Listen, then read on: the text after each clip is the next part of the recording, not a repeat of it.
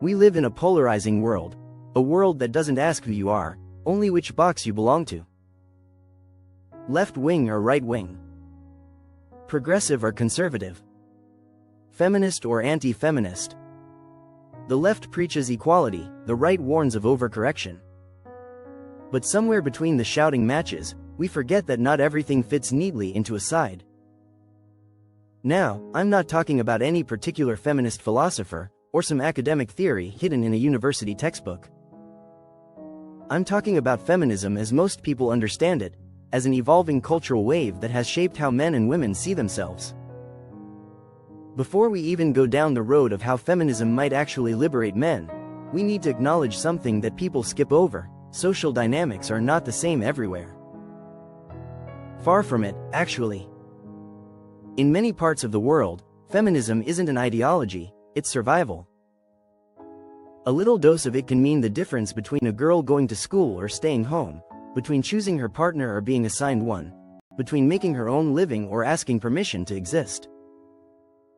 But then there are societies where maybe, just maybe, we could do better to tone down certain aspects. Because equality shouldn't mean revenge. Laws should treat individuals as individuals, not as tokens of a group or descendants of a historical aggressor. It's not black and white. Most of the world lives in the gray zone, where feminism still has vital work to do in some places, and in others, maybe needs a bit of pruning. Not cancellation. Not worship. Just balance. And in our contemporary world, I've seen debates that never seem to end. Should women serve on the front lines? Should women prioritize marriage over a career? And my personal favorite, men mocking the idea of a strong, independent woman. That always makes me think, do we, as men, really want to remain the disposable resource of society? The ones who fight, die, and pay the bills? Because if we're honest, wouldn't you rather have a strong person by your side than someone who folds when life gets difficult? A weak partner doesn't make your life easier, they make hard situations harder. They're the first to look for the exit the moment the ship hits an iceberg. And then people act surprised when marriages fall apart as soon as a man's finances or social status slip. A trophy spouse, or a damsel in distress, sounds poetic in theory, but in practice, they're just liabilities dressed as fantasies.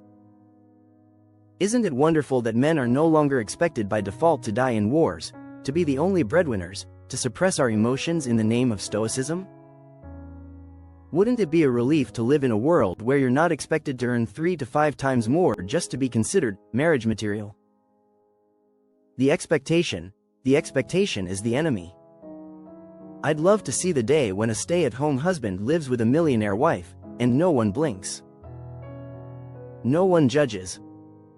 Because maybe some of us are just exhausted from being the muscle and the ATM. Now, I know feminism doesn't directly advocate the perks I just mentioned. But whether as resistance or as a byproduct of its own philosophy, it's forcing us to re-examine the social contract, the one that silently dictates who provides, who protects, who sacrifices.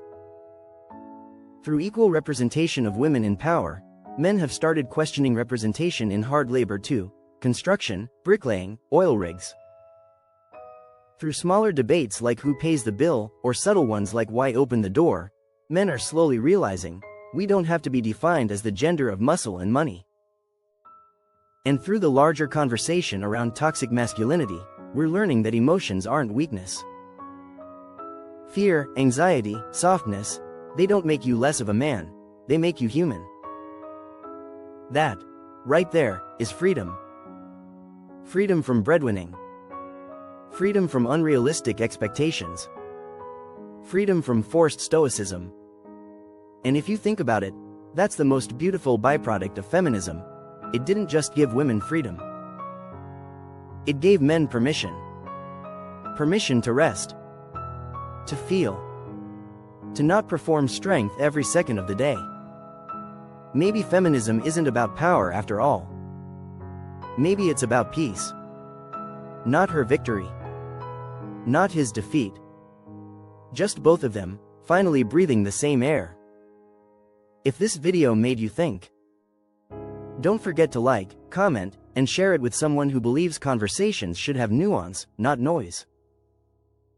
And if you want more unapologetically honest takes on society and culture, subscribe.